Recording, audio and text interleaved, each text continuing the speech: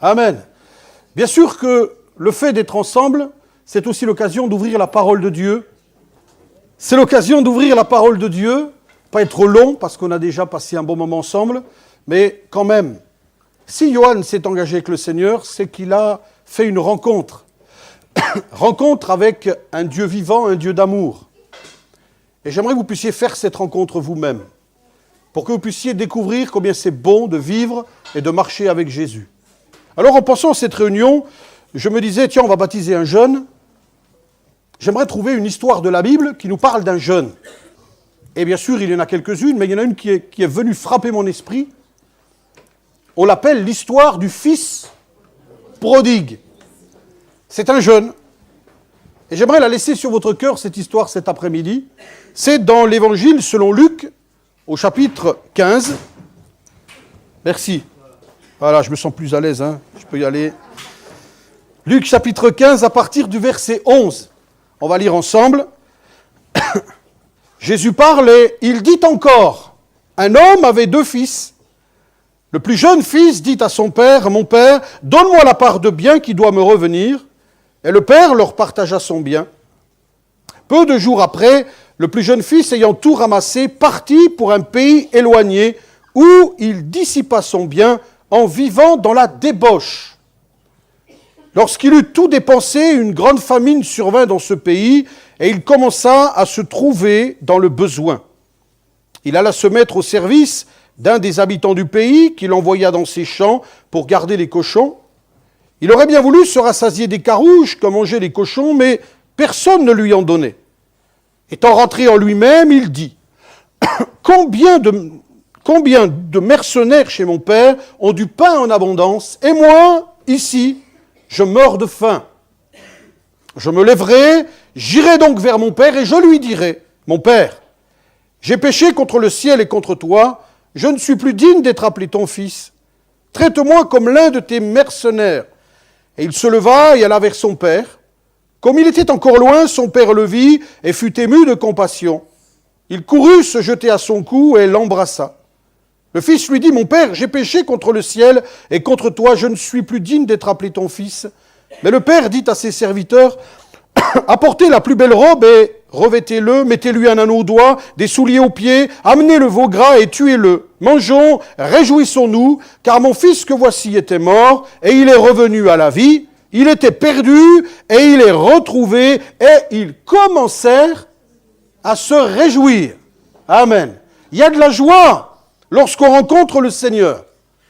Et comme titre un peu de cette prédication, bien j'ai écrit dans ma Bible une décision qui va avoir des répercussions désastreuses. Notre avenir et notre présent dépend des décisions que nous allons prendre et de celles que nous avons prises. Je peux prendre une décision, elle peut me conduire dans des temps de joie, de paix, de bonheur. Je peux prendre une décision qui peut me conduire dans le chaos. Et ce jeune homme a pris une décision, c'est la sienne. Le plus jeune dit à son père, « Écoute papa, j'en ai marre. Je veux maintenant vivre ma vie, j'en ai marre que tu sois là le matin, j'en ai marre d'être avec toi le midi, j'en ai marre de t'entendre le soir, je veux vivre autre chose, je fais mes clics et mes claques, tu me donnes mon argent et je m'en vais. » C'est sa décision. Le père ne s'y oppose pas d'ailleurs. Le père va faire ce qu'il demande. Il va lui donner sa part d'héritage et ce garçon va partir. C'est une décision, mais j'insiste, une décision qui va avoir dans sa vie des répercussions désastreuses. Il décide de quitter son père et il va s'en mordre les doigts. Il va s'en mordre les doigts. Sa vie ne fera que chuter et chuter encore jusqu'au point de non-retour, jusqu'à un moment où l'élastique est tiré, il est prêt à exploser. C'est ce que l'homme a fait. C'est ce que l'être humain a fait. Et ce récit, il nous parle vraiment de l'Évangile. C'est exactement ce que l'homme a fait. L'homme a pris une décision, c'est de quitter, d'abandonner, de laisser la présence de Dieu. Le Père, dans ce récit, est le type même de Dieu. J'aimerais vous dire cet après-midi, vous qui êtes là, et peut-être pour les premières fois, quelque chose que vous n'avez peut-être jamais entendu, c'est que Dieu vous aime. Dieu n'est pas un père fouettard, mais Dieu aime ses enfants. Dieu aime sa créature et il nous a créés pour que nous soyons heureux. Il nous a créés pour que nous connaissions le bonheur. Mais pour connaître le bonheur, faut-il encore être avec lui? Faut-il être dans sa présence? Seulement l'homme a abandonné Dieu. Ne me dites pas que nous n'avons pas abandonné Dieu. Nous avons des églises, nous avons des prêtres, nous avons des imams, nous avons des rabbins, nous avons toutes sortes de gens qui nous tiennent dans un chemin religieux. Mais Dieu, lui, nous l'avons abandonné. Nous ne voulons pas que Dieu règne sur nous. Nous avons dit à Dieu, reste de ton côté et laisse-nous du nôtre. Et nous avons laissé Dieu de côté. Lui qui est la source du bonheur et qui est la source de la paix. Et c'est à cause de cela que tout va mal dans notre vie. Ce jeune va se retrouver seul, il va se retrouver livré à lui-même, et malheureusement, eh bien, il va chuter jour après jour. Et l'homme aujourd'hui, il se retrouve seul. Seul face à ses problèmes, seul face à ses souffrances. Il se retrouve livré à lui-même. Et comme ce jeune homme, il chute jour après jour, il chute toujours un peu plus. Parce que Dieu n'est plus là. Dieu est un père. Un père qui veille, qui veut veiller sur vous. Il est un père qui veut vous encourager. Il est un père qui veut vous protéger. Dieu est un père qui veut votre bonheur. Il y a des gens qui veulent votre malheur, ça c'est sûr. Mais il y en a un qui veut votre bonheur, c'est Dieu. Ce père dans cette maison voulait le bonheur de son fils. Mais son fils ne l'a pas compris, ne l'a pas réalisé. Dieu veut le bonheur des hommes. Dieu veut que vos couples soient heureux. Dieu veut que vos familles soient heureuses. Dieu veut que vos enfants soient heureux. Vous croyez que Dieu a créé les hommes pour qu'ils soient malheureux? Tiens, aujourd'hui, je vais rendre un tel malheureux. Et c'est ce qu'on est en train de dire. On accuse Dieu de tous les maux. S'il y a des guerres, c'est la faute à Dieu. S'il y a la famine, c'est la faute à Dieu. S'il y a des divorces, mais c'est la cause de Dieu. S'il y a des enfants violés, assassinés, meurtris, esclaves, c'est la faute à Dieu. Non, c'est pas la faute à Dieu. C'est de notre faute. Parce que nous n'avons pas voulu que Dieu règne sur notre vie. Parce que nous avons rejeté Dieu. Nous avons fait comme ce jeune homme. Nous avons dit un jour à Dieu, écoute Dieu, je ne veux pas que tu règnes dans ma vie. Vous allez dire, mais moi j'ai pas fait ça. Peut-être que vous ne l'avez pas fait, mais quelqu'un l'a fait avant nous. C'était un couple que tout le monde connaît. Connu sur toute la surface de la terre. Monsieur Adam et Madame Ève. Un couple formidable, créé par Dieu. Ils étaient dans la présence de Dieu, heureux comme ce jeune homme. Ils profitaient des merveilles de Dieu. Ils étaient protégés de Dieu, gardés par Dieu. Ils vivaient le bonheur. Et puis un jour, eh bien, le diable est venu et leur a dit, mais si vous prenez ce fruit, vous serez comme Dieu. Vous serez même supérieurs à Dieu. Et ils l'ont fait. Et à cause de cela, ils ont été séparés de Dieu. Ils sont sortis du jardin d'Éden. Il y a eu une coupure, il y a eu un brisement. La corde a été coupée. Le contact a été coupé. Et quand le contact est coupé, il ne peut plus y avoir de bénédiction. La Bible dit que Jésus-Christ est la tête et que nous sommes le corps. Lorsqu'il y a une coupure, eh bien, le corps ne peut plus vivre. Et c'est ce qu'il a vécu, ce jeune. Il a laissé le Père et il est parti. Et à cause de ça, il s'est trouvé dans le malheur. Alors, je voudrais lire ce texte avec vous. C'est dans le livre du prophète Jérémie. C'est au chapitre 2, au verset 13. Jérémie 2, 13. Où Dieu le dit, c'est pas moi qui l'invente, Dieu le dit. Car mon peuple a commis un double péché. Et il dit, ils m'ont abandonné, moi qui suis une source d'eau vive. Comme ce jeune, ils m'ont abandonné, moi qui suis une source d'eau vive, pour se creuser des citernes crevassées qui ne retiennent pas l'eau. Amen. Ils m'ont abandonné. Et le drame de notre monde, c'est l'abandon de Dieu. On va chercher des raisons, et on est en train de chercher, on écoute les gens parler, et allez, vous inquiétez pas, au mois de mai, on aura un nouveau président, ça ira mieux. Mais j'ai entendu ça il y a 7 ans, ou il y a 5 ans. J'ai entendu ça 5 ans avant. Ça fait, depuis que je suis enfant, j'entends ça à certaines périodes de l'histoire. Vous inquiétez pas, au mois de mai, ça ira mieux. Mais au mois de mai, ça va pas mieux. Oui, mais il faut attendre 5 ans plus tard. On attend encore 5 ans. En attendant, on prend des cheveux blancs. Et les choses ne s'arrangent pas. On nous dit, mais non, la science, elle va évoluer. Elle a évolué, la science. Ne me dites pas le contraire. On a des inventions extraordinaires. Non? Moi, il y en a une, j'en parle tout le temps parce qu'elle m'épate. C'est se lever le matin lorsque le réveil sonne et votre café s'est fait tout seul. Alors ça, moi, ça me... Vous entendez la sonnerie, tac, tac, tac. Et pendant que ça sonne, ça vous fait le café. Vous n'avez plus qu'à vous lever et mettre le sucre, pour ceux qui prennent du sucre, le mettre dedans. La science a évolué, la technologie a évolué, mais est-ce que le cœur de l'homme est plus heureux?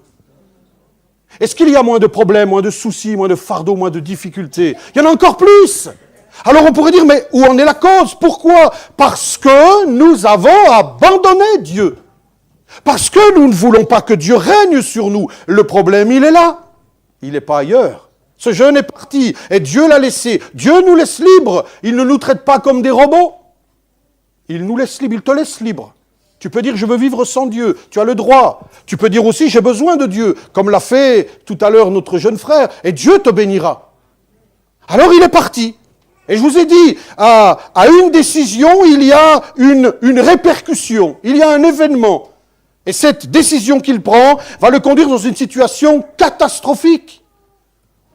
Le verset 14 jusqu'au verset 16 nous le dit. Lorsqu'il eut tout dépensé, eh bien l'argent que son père lui a donné, lorsqu'il eut tout dépensé, il dissipa son bien dans la débauche, et lorsqu'il eut tout dépensé, une grande famine survint dans ce pays, et il commença à se trouver dans le besoin.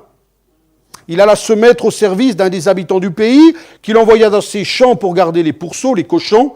Il aurait bien voulu se rassasier des carouges que mangeaient les pourceaux, mais personne ne lui en donnait. Résultat catastrophique. Rappelez-vous que ce jeune homme, il était chez un père qui était riche. Il avait une propriété. Il avait des biens, il avait des serviteurs, des servantes. D'ailleurs, quand il revient, on le voit, ses serviteurs sont là.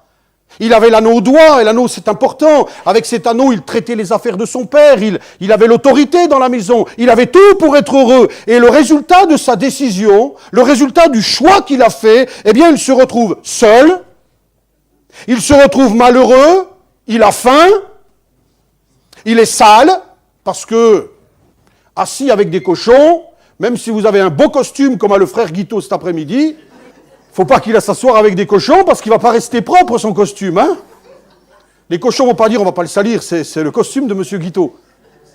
Asseyez-vous avec des cochons et vous verrez, il est sale, il est malheureux. C'est quelqu'un qui se retrouve, eh bien, triste. C'est quelqu'un qui se retrouve dans la souffrance. Et j'aimerais dire que c'est quelqu'un qui se retrouve esclave. Car il n'a même pas le droit de manger les carouges que mangent les cochons. Lui qui était libre, à cause de ce choix, il se retrouve esclave. Et en point de mire, qu'est-ce qui arrive? La mort. Car si rien ne change dans sa vie, il va mourir. Mourir à cause de la solitude, de la faim qui le tenaille, et mourir de cette situation. Lui, ce jeune garçon qui devrait vivre, eh bien voilà qu'il va mourir. Et voilà ce qui lui a coûté de quitter son père. Une situation terrible, catastrophique. Eh bien, j'ai envie de vous dire, regardez autour de vous. Regardez le monde qui nous entoure. Et voyez combien nous vivons les mêmes choses. Combien la détresse règne dans le monde. Non? Combien aujourd'hui la solitude touche, gagne les cœurs. Combien dans notre ville de Marseille, qui compte plus d'1 million d'habitants, il y a des gens qui sont seuls. Ils n'ont personne pour les entendre, personne pour les encourager. Combien dans notre pays, l'angoisse règne. La dépression nerveuse fait des dégâts. La maladie ronge les corps. Le divorce fait des dégâts terribles dans notre pays. La haine qui est dans les quartiers, mais qui est aussi dans les cœurs, dans les familles. C'est terrible la haine. Le frère en parlait tout à l'heure dans son témoignage. La violence, le déséquilibre, la faim, comme pour lui, la faim, pas la faim peut-être physique, mais la faim de joie, la faim de paix, le désir d'être heureux, l'insatisfaction, finalement. Un mot peut combler cela. Le vide. Le cœur est vide. Et le cœur de ce jeune homme était vide, alors que lorsqu'il était chez son père, son cœur était plein de bonnes choses. Et aujourd'hui, ton cœur, il est vide. Tout cela, parce que nous avons refusé Dieu. Tout cela parce que nous ne voulons pas de Dieu. Et je me répète peut-être, ne me dites pas que j'exagère. Nous ne voulons pas de Dieu. Allez dans la rue, parlez de politique, les gens vont vous écouter.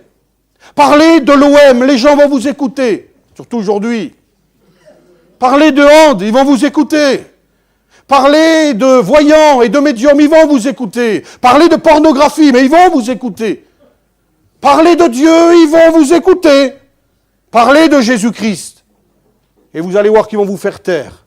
Ils ne veulent surtout pas entendre parler de Jésus. Car on a toujours dit de Jésus, nous ne voulons pas qu'il règne sur nous.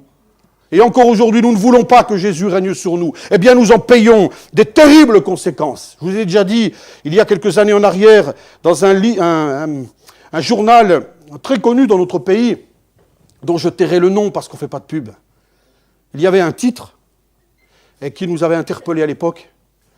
Le titre, ce n'était pas les chrétiens, hein. Le titre c'était « L'homme paye très cher l'absence de Dieu dans sa vie ». Quel beau titre.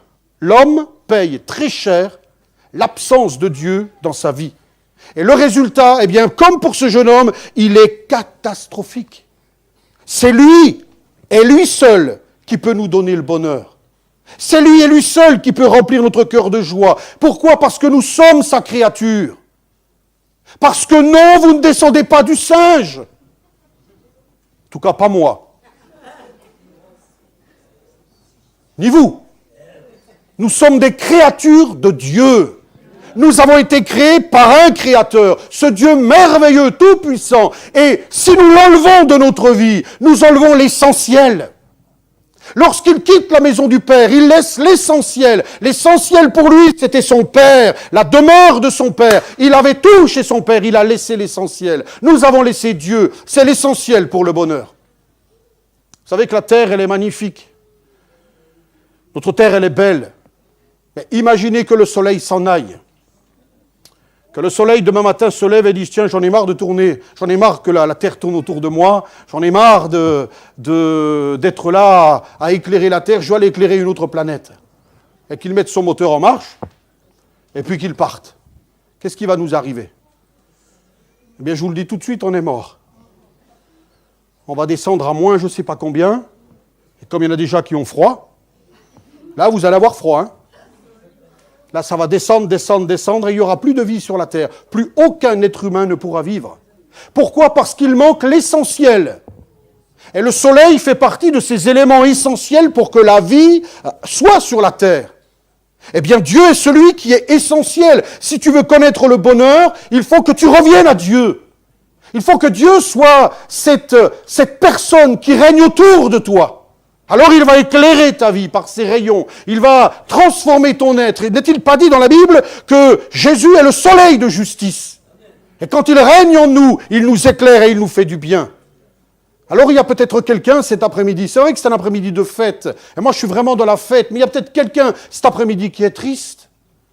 Quelqu'un qui est malheureux, quelqu'un qui est dans la même situation que ce jeune homme. Vous êtes seul, abandonné, vous avez faim de paix, de joie, vous avez perdu toute espérance, vous avez de la crainte pour l'avenir, vous vous sentez malheureux, misérable, angoissé, la déprime a pris le dessus, et finalement vous vous dites à quoi bon vivre ? C'est pour ça qu'il y a des suicides. Quand même, est-ce que ça vous est arrivé de vous poser la question, comment on peut se suicider aujourd'hui ? Il faut être vraiment au bout du rouleau. Non ? Enfin, je ne sais pas, mais pour prendre une arme, la retourner contre soi. Pour se jeter sous un train.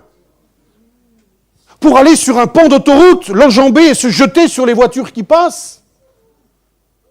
Il faut être au bout du rouleau. Et peut-être que tu es au bout du rouleau cet après-midi. Et tu te dis pourquoi ? Pourquoi moi ? Pourquoi pas les autres ? Est-ce que Dieu est dans ta vie ? Est-ce que Dieu est le maître de ta vie ?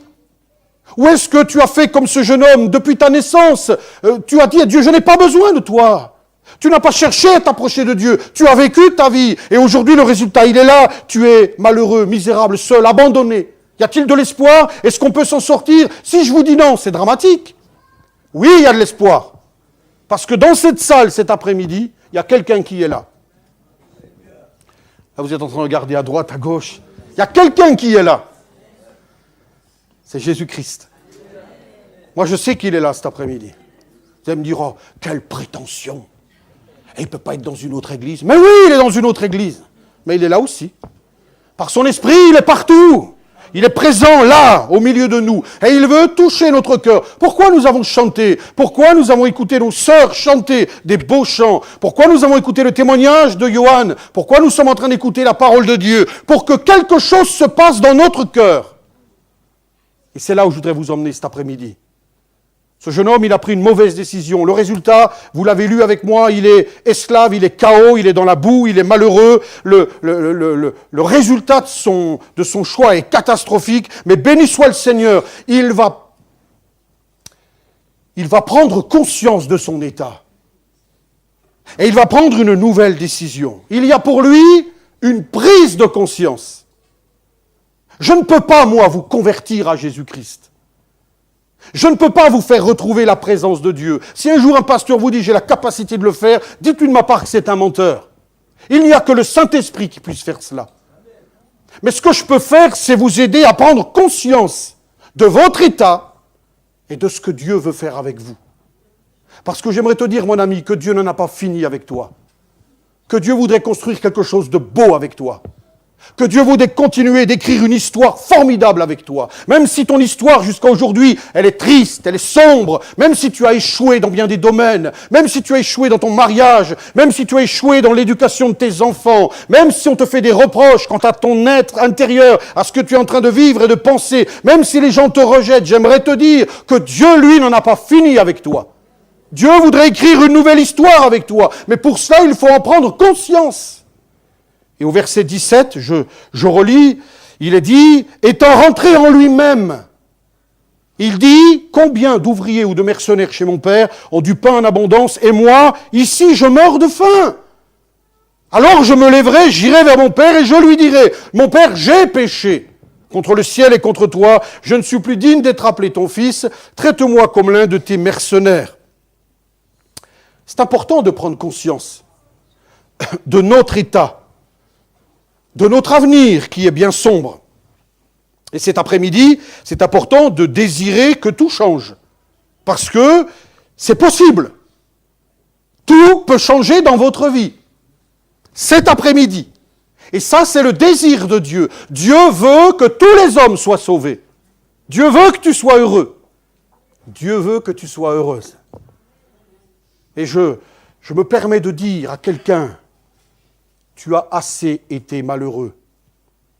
Dieu veut te donner des années de bonheur. Tu as assez souffert. Dieu a des années de bonheur et de joie pour ta vie. Et pour cela, il te faut retrouver le contact avec ton Créateur. Voyez ce jeune homme, il rentre en lui-même. C'est là où il pourra prendre conscience. Il rentre en lui-même et il se dit, mais quand j'étais chez mon père, j'avais tout. Et ici, je meurs de faim. C'est le constat. Que tu puisses dire, eh bien oui, c'est vrai, d'après ce que dit la parole, et j'y crois, en étant avec Dieu, je serai le plus heureux. Mais je ne suis pas avec Dieu, alors je suis malheureux. C'est ma situation, j'ai échoué dans ma vie. Je ne vis pas dans la vérité, je vis dans le mensonge, je vis dans l'adultère, je vis dans l'hypocrisie, je vis dans les blessures intérieures, je vis dans tellement de choses qui sont mauvaises. Je suis à l'image de ce jeune homme. Mais allez plus loin. Il dit, je me lèverai, j'irai vers mon Père. Ou plutôt, je retournerai vers mon Père et je lui dirai, j'ai péché contre le ciel et contre toi. Je ne suis plus digne d'être appelé ton fils, mais traite-moi comme l'un de tes mercenaires. Amen. Il faut que tu retrouves le contact avec Dieu. Il te faut laisser Jésus devenir le centre de ta vie. C'est cela dont tu as besoin. C'est la pièce maîtresse qui manque à ton existence. Il faut que Jésus devienne le centre de ta vie. Il fallait pour ce jeune homme qu'il revienne chez son père, pour qu'à nouveau son père devienne le centre de sa vie. Eh bien, cet après-midi, de la même manière, si tu veux le bonheur, le vrai bonheur, il faut que Jésus devienne le centre de ta vie. Qu'il prenne toute la place de ta vie. On ne va pas devenir des farfelus, des gens bizarres. On ne va pas s'enfermer dans des monastères ou dans des couvents. Mais non, mais Jésus va régner en nous. Et quand il règne en nous, c'est le bonheur. Il y a un cantique que l'on chantait il y a des années et qu'il dit, j'ai relevé juste les premières paroles, « Reviens à ton Père, enfant égaré. » Reviens à ton Père, enfant égaré. Tu veux être heureux, reviens à Dieu. Tu veux sortir de tes problèmes, mon ami, reviens à Dieu. Tu veux trouver la paix dans ton cœur, reviens à Dieu. Pas la peine d'aller voir un homme religieux, il ne changera pas ta vie. Reviens à Dieu. Tu veux goûter au bonheur, reviens à Dieu. Tu vas avoir l'espérance de la vie éternelle, reviens à Dieu. Il faut revenir à Dieu. Et pas seulement le dire. Vous savez, des fois on vient dans une église, comme cet après-midi, il y a du monde. On chante et on est pris par l'émotion. On dit oui, c'est vrai, j'ai besoin de Dieu. Ah, j'ai besoin de Dieu. Oui, j'ai besoin de Dieu. J'ai besoin de Dieu. Vous pouvez le dire 15 fois. Et dès que vous allez franchir la porte, vous allez dire, bon allez maintenant, je vais aller me faire un petit chocolat chaud avec une petite brioche. D'ailleurs, il y en aura tout à l'heure, certainement. Donc certains se disent déjà, pourvu que les oiseaux ne sont pas en train de tout manger dehors, ne vous inquiétez pas, ils vont en laisser pour vous. Mais voyez, et on oublie, et on passe à autre chose. Mes amis, ce que j'aime chez ce jeune homme, c'est qu'il rentre en lui-même, il y a en lui une prise de conscience, mais il met en pratique sa réflexion. Il va jusqu'au bout de son raisonnement. Et c'est là où on a du mal. Alors on dit oui, on lève la main à l'appel, puis on part et c'est terminé. On oublie Dieu, mais Dieu, lui, ne t'oublie pas. Et il te dit, mais je t'ai attendu, tu n'es pas venu. Dieu voudrait que tu viennes cet après-midi. Que tu ailles au bout de ta décision. Il est important d'obéir à Dieu et de venir à lui de tout son cœur. Venir vers ce Dieu d'amour. Moi, je sais que Dieu est vivant. On ne prêche pas un Dieu mort, il est vivant. C'est lui dont ta vie a besoin. Cette année, tu as été déçu. Cette année, tu as été triste. Cette année, tu as échoué dans bien des domaines. Mais Dieu te dit, j'ai pour toi un avenir et de l'espérance. Ou tu restes loin de moi et tu seras triste, malheureux, seul, misérable, ou tu viens à moi et là, tout va changer. Connaissez ce chœur que nous chantons? Quand Jésus est devenu le maître de ma vie, tout a changé. La paix et la joie ne me quittent pas, gloire à Dieu. Tout a changé. Alors il se lève, il est dit, il se leva et il y alla. Voilà quelqu'un qui va au bout de ses décisions. Il y va, il marche, et puis il marche de moins en moins vite, parce qu'il se dit, comment je vais être accueilli? Enfin, mettez-vous à sa place. On s'imagine toutes sortes de choses par rapport à Dieu. Moi, ma grand-mère, elle m'a formaté lorsque j'étais enfant. Elle m'a dit, Dieu, il a une grande barbe blanche. Alors j'imagine une grande barbe blanche. Elle m'a dit, Dieu, derrière son dos, il a un bâton. Et il te voit. Et quand tu fais le mal, il va te frapper. C'était formaté dans mon esprit. Dieu me frappait. Dieu me voyait. Pas quand je faisais le bien, mais uniquement quand je faisais le mal. Et elle me disait, quand tu vas aller devant Dieu, tu vas en prendre des coups. Alors j'avais peur de Dieu. Lorsque je rentrais dans l'église, j'avançais en reculant. Je n'osais pas venir. J'avais peur que la cloche me tombe dessus. J'avais peur de Dieu. Combien ont peur de Dieu? Mais j'aimerais te dire, n'aie pas peur de Dieu. Dieu est amour. Dieu n'est pas là pour juger les hommes. Dieu est là pour bénir les hommes. Il y aura un temps pour le jugement, mais aujourd'hui, c'est le temps de la grâce. Alors il avance, il s'inquiète, est-ce qu'il va me punir? Et il aurait raison de le punir. Est-ce qu'il va me dire, eh bien, va te laver, puis ensuite on s'attend au bureau, et puis là on va régler les comptes? Il avance encore, il revient, et puis le Père est là. Et lorsqu'il voit le Père, eh bien, il fait deux choses. Il s'humilie et il se repent. J'ai péché. Ce n'est pas les autres, c'est moi. J'ai péché contre le ciel et contre toi. Je ne suis pas digne. Il s'humilie. Je ne suis pas digne d'être appelé ton fils, traite-moi comme l'un de tes ouvriers, de tes mercenaires. Il s'humilie, il s'abaisse. Et c'est cela que Dieu désire. Cet après-midi, comme ce jeune homme, revient à Dieu. Et le chemin, eh bien, qui nous permet de revenir à Dieu, c'est Jésus-Christ. Le chemin qui me permet de revenir à Dieu, c'est Jésus-Christ. Tu peux t'approcher de Dieu par Jésus, parce que Jésus a ouvert un chemin qui nous permet d'entrer dans la présence de Dieu. Et ce chemin, il l'a ouvert à la croix. N'a-t-il pas dit dans Jean 14, verset 6, « Je suis le chemin, la vérité et la vie, et il dira, nul ne vient au Père que par moi. » Jean 14, 6. Il pardonne les péchés et nous permet de retrouver Dieu et ainsi tout ce dont nous avons besoin. Pour ça, il faut se repentir et s'humilier. C'est quoi la repentance? Eh bien, c'est comme ce jeune homme, reconnaître que je suis un pécheur. Oui, c'est vrai, Seigneur, j'ai vécu sans toi.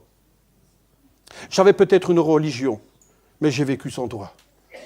J'ai fait ma vie comme bon me semblait, je t'ai laissé de côté. Je te demande pardon pour mes péchés. On ne sait plus aujourd'hui demander pardon. Et pourtant, vous savez, on peut dire que Dieu est amour, mais Dieu ne peut pas nous pardonner si nous ne repentons pas. Excusez-moi, mais ça c'est impossible. On peut me dire que Dieu est amour, comme vous voulez, je le crois. Mais Dieu ne pourra jamais pardonner s'il n'y a pas la repentance. Lorsque l'apôtre Pierre prêche l'évangile pour la première fois, les gens qui écoutent l'évangile sont touchés dans leur cœur. Comme ce jeune homme, ils se disent, on a vécu sans Dieu. Mais que faut-il faire maintenant? Il pose la question. Et qu'est-ce que Pierre répond? Il dit, repentez-vous et que chacun de vous soit baptisé. Repentez-vous. Jésus prêchait la repentance. La repentance, c'est reconnaître, j'ai eu tort, je suis un pécheur, je te demande pardon, je te donne mon cœur. À partir de là, la porte s'ouvre, la porte de la grâce. Et si la porte peut s'ouvrir, c'est parce que Jésus nous a aimés, oui, et qu'il nous a donné quelqu'un qui est venu payer le prix à notre place. Et ce quelqu'un, c'est Jésus. Un jour, quelqu'un m'a dit, mais c'est quand même triste l'histoire de Jésus. Il est venu sur la terre, il est mort sur la croix. C'est triste de finir comme cela. Mais sachez que Jésus le savait. Quand son père lui dit, il faut que tu ailles sur la terre pour prendre le péché des hommes, il dira, me voici, ô Dieu, pour faire ta volonté. Oui, il le savait, rappelez-vous, pour ceux qui lisent la Bible, souvent les disciples, il disait aux disciples, mon heure n'est pas encore venue. De quelle heure parle-t-il? De quelle heure parle-t-il? Mon heure n'est pas encore venue. Et à un moment donné, il dira, mon heure est venue. Lorsqu'il est dans le jardin de Gethsémane et qu'il prie son Père, il dit, ah, si cette coupe pouvait s'éloigner. De quoi parle-t-il? De la souffrance qui l'attend. Mais il dira, pas ma volonté, la tienne, et il ira jusqu'au bout. Et c'est pas sur la croix qu'il prend nos péchés, comme je l'entends si souvent. C'est une erreur. Il prend nos péchés dès Gethsémane, dans ce jardin de Gethsémane. Il dit oui, et le poids du péché tombe sur lui, le péché du monde, passé, présent et celui de l'avenir. Il prend sur lui tous nos péchés. Et vous comprenez pourquoi des grumeaux de sang ont commencé à couler de son front? Parce que c'était lourd à porter. Quelle douleur! Quelle douleur intérieure, plus que la douleur physique. Après, on va le martyriser, on va le frapper, on va le cogner, on va se moquer de lui. Mais ce n'est pas la douleur la plus dure pour lui, c'est celle intérieure. Il prend le péché du monde. Et puis on le juge. Un jugement tronqué. On lui fait porter la croix. On l'emmène sur cette colline appelée Golgotha. Et là, on le pose sur la croix, on le cloue et on lève la croix. Et à ce moment-là, il prend sur lui, il a sur lui tout le péché des hommes. Ton péché, le mien.